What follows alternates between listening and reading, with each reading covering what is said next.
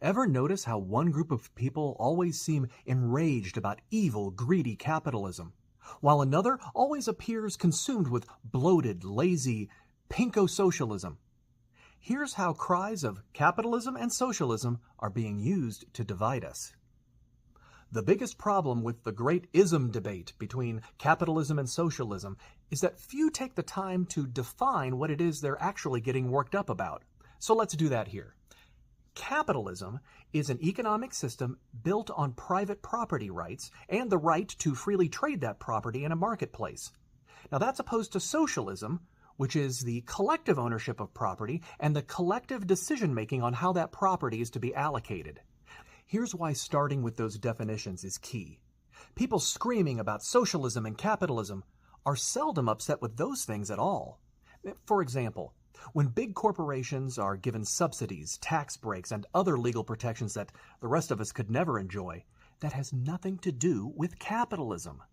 Picking winners and losers in the marketplace and politicians with giveaways for their buddies has nothing to do with private property rights.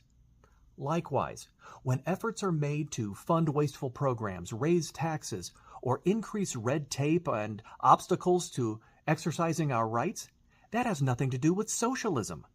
Growing government power and reach in and of itself doesn't mean that there's a collective ownership of property. What people are using capitalism and socialism as shorthand for is what they see as an overuse of political power. They're against corruption. The reality is that most economies around the world, at least the successful ones, are mixed. They're battling in their politics from largely capitalist systems, grappling with a variety of approaches on how to use the wealth that's generated from capitalism to provide security for the most vulnerable in our society. So, the next time someone invokes evil capitalism or wasteful socialism, ask them what it is they're advocating for or against. You may just find they're simply against corruption.